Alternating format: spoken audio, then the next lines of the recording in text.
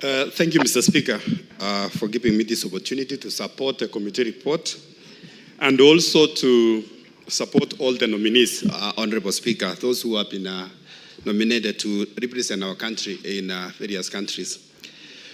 Mr. Speaker, our ambassadors are our representatives in the countries they have been appointed. They represent our president and all of us. And Mr. Speaker, yourself, you've been our ambassador before, and you know, Honorable Speaker, that this is a very crucial role because apart from representing the country, Honorable Speaker, we expect our ambassadors to enter into trade treaties in those countries, to look for opportunities for our products as a country, to market our country as a tourist destination, to carry our flag as a country, Honorable Speaker. Mr. Speaker, I heard the Honorable Cynthia talking, and that is an issue which I wanted to take up.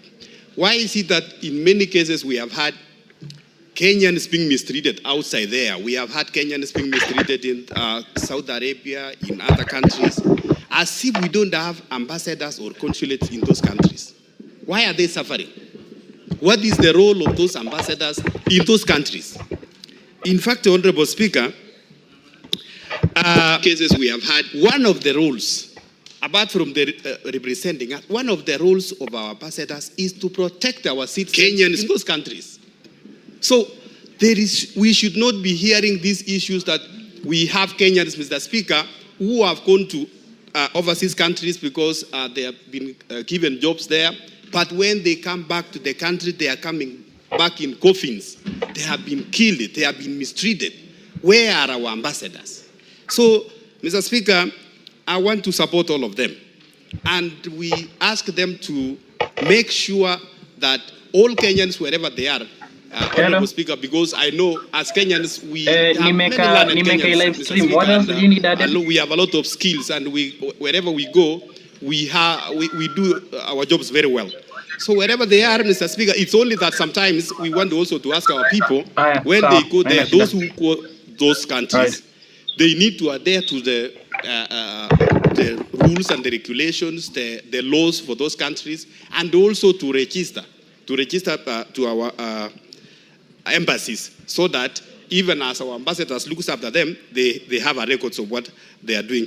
So otherwise, Mr. Speaker, the second issue, Mr. Speaker, from the list, I believe all those are very qualified, and we want also to ask, Mr. Speaker, at an opportunity like this where there is a position of ambassadors, those who have worked, even in the Ministry of Foreign Affairs, for so long, Mr. Speaker, they need to be, promoted, so that these positions should not just be reserved for, those who are politically correct, or those, maybe someone has lost an election and is given an ambassadorial position. Our civil servants in foreign affairs, Mr. Speaker, they must be motivated by promoting them to this position, Mr. Speaker. Honorable Kangogo, have you looked at the list, or do you know them? I know some of them, Speaker. I don't know, but I'm just saying. Andon Muchiri was my officer in Foreign Affairs. Lucy Kirudhu was my officer in Foreign Affairs. Musyoka Masila was my officer in Foreign Affairs. Edwin Afande was my officer in Foreign Affairs. Yes, that's okay, Mr. Speaker. That's why I'm saying it's encouraging to see, and in future we should continue promoting our officers. Otherwise, Mr. Speaker, with those many remarks, I want to support the report and pray that all our ambassadors, wherever they are, they represent our country well. Thank you, Mr. Speaker. Emmanuel Wangwe. Thank you, Honorable Speaker. Honorable Speaker, on the onset, allow me to appreciate and support the report by the Committee on Defense and Foreign Relations. And Honorable Speaker, thank the President for having an eagle's eye when it came to the appointment of these ambassadors. Honorable Speaker, this is the only assembly in the country that brings together the entire Kenya into one. And Honorable Speaker, when you look at the report that has been brought before this House, with respect to the Kenya and Kenyans at large, Honorable Speaker, the appointment of the 9 ambassadors and high commissioners looks at Kenya as one. I want to thank the President.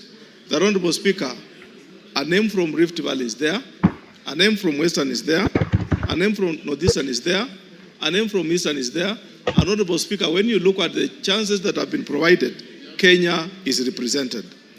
Given chance, Honorable Speaker, more slots coming out will see Kenya enlarged from that angle, Honorable Speaker. Honorable Speaker, I want to be specific to appreciate one of the appointees, the High Commissioner, Honorable Florence Bore, whom, Honorable Speaker, I had the privilege of serving with her in this House in the 11th Parliament, and Honorable Speaker, also having chance to interact with her as the Minister for Labour. Honorable Bore, Honorable Speaker, has the ability to represent this country to the mission she has been assigned to in Windhoek, Namibia. And all I want to wish her, Honorable Speaker, is that what she has been able to do while in the country, let her represent us well. Honorable Speaker, I also want to extend my appreciation to the appointment of a career diplomat, one Edwin Safande, Honorable Speaker, a person whom I've known all through his life as a diplomat in the Ministry of Foreign Affairs, Honorable Speaker. Thanks to the President that he has now considered him at the helm of his appointment as an ambassador to Vienna, Austria. What does it take, Honorable Speaker, for one to be a career diplomat over a period and you cannot control the agency or the journey that you've been running around with? Honorable Speaker, having grown through the ranks and reaching the destination of the highest staff as an ambassador, I see us being well represented in Vienna, Austria, especially after having served in various missions at the senior levels, Honorable Speaker. Honorable Speaker, what has also impressed me in this appointment is the issue of gender. When you look at the appointment, Honorable Speaker, there is both gender, male and female are represented, and Honorable Speaker, that the chances being few in the 9 having representation on both gender is a key thing within the Constitution of Kenya, Honorable Speaker. Honorable Speaker, finally, I would want to encourage that, Honorable Speaker, there is no way this good staff, these good ambassadors will go to work in missions and we don't support them in terms of their budgets. What happens, Honorable Speaker, when we go outside in our missions and we find, Honorable Speaker, that the ambassadors are not well funded, the missions are not well funded, Honorable Speaker. It is my request and my kind request, Honorable Speaker, that let the National Treasury, Honorable Speaker, fund these missions and set standards for them to deliver. Honorable Speaker, whereas we request that we fund the missions, I also want to call on the missions, the ambassadors and high commissioners, Honorable Speaker, that let them also earn some revenue for the country. Let them be proactive, Honorable Speaker, and in return, show the trade aspect. What are we gaining from the relationship, Honorable Speaker? Is it just to go and be an ambassador? The answer is no. They are going to represent this country, represent the population of Kenya, and therefore, Honorable Speaker, I feel let them come back with a result in terms of trade negotiations. Let them also line up and say this kind of production in Kenya can be marketed in their various missions, Honorable Speaker. Honorable Speaker, as I wish them well, let them also look back into the country and say the return on what their missions take shall have a positive achievement in that aspect, Honorable Speaker. With those few remarks, I want to congratulate them and say thank you, and I support the report. Yes, Bayer. Honorable Speaker, I want to thank the people that have really contributed, and I think we are not of different opinion. We are saying the same things, Honorable Speaker. We are all congratulating and thanking the President, and I think it's time now to call the mover to reply. I thank you. Do we call the mover to reply? Yes. Bashir.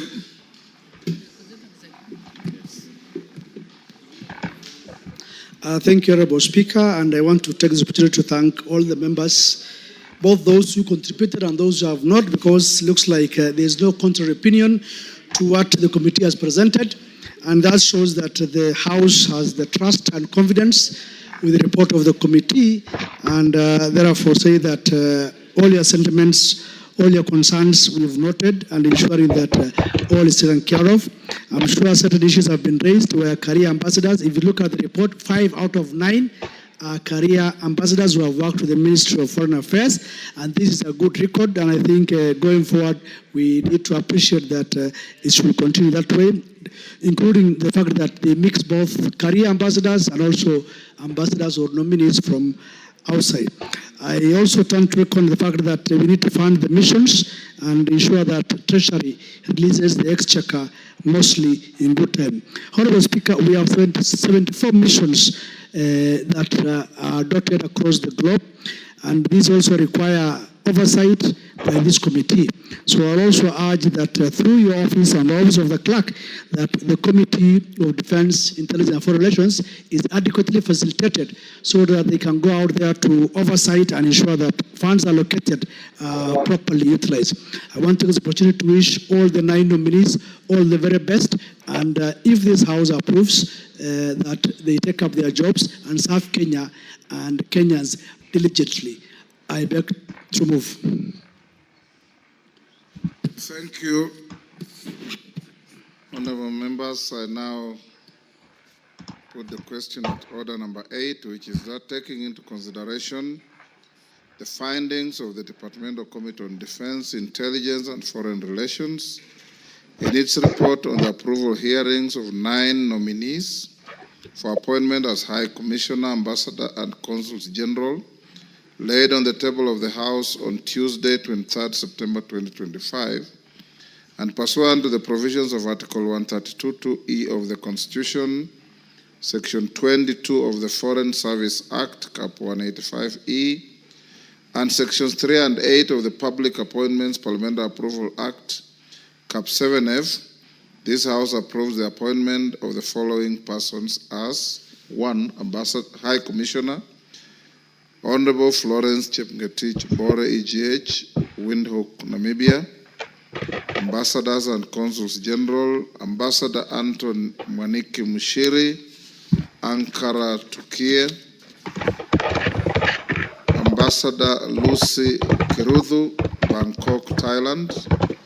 Mr. Henry Wambuma, Bujumbura, Burundi. Mr. Abdirashid Salat Abdile, Jakarta, Indonesia. Ambassador Joseph Musyoka Masila, Riyadh, Saudi Arabia. Ambassador Edwin Afande, Vienna, Austria. And Consuls General Ms. Jane Chepkorir Toroitich, Dubai, United Arab Emirates. And Ms. Judy Kiaria Ngumiri, Goma, Democratic Republic of Congo. As members of that opinion say aye. Aye. Will those of the contrary opinion say nay? The ayes have it. Before the next order, honorable members, I acknowledge in the public gallery Kamuiru Boys School from Kirinyaga Central, Kirinyaga. On my behalf and on behalf of the House, I welcome the students, their teachers, and those accompanying them to the House of Parliament. Thank you. Next order. Order number 9, special motion, consideration of nominees for appointment as Registrar and Assistant Registrar of Political Parties. The Honorable Murugara. Thank you very much, Honorable Speaker.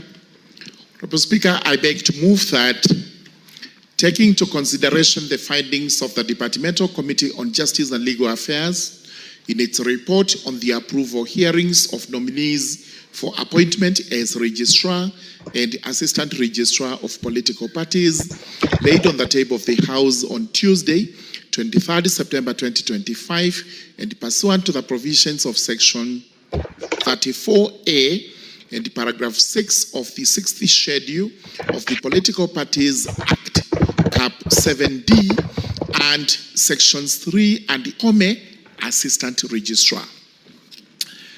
Honorable Speaker, I wish to confirm to the House that yesterday On behalf of the Justice and Legal Affairs Committee, I tabled the report on the vetting of these two persons.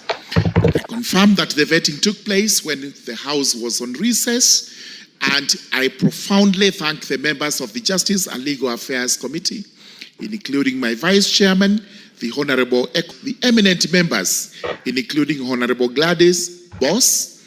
The Chief Whip is also a member, Silvana Sosoro, Tim Wanyonyi Wetangula, Honorable John Mushira Mwangi, Honorable Makali John Okwisia, Honorable Aden Daoud, Honorable Suleka Ulbale Arun, the Senior Honorable Farah Malim, Honorable TJ Kajwang, Honorable Tiende Amolo, Honorable Mushangi Karemba, Honorable Stephen Mogaka, and Honorable Siyade Amina Udigon.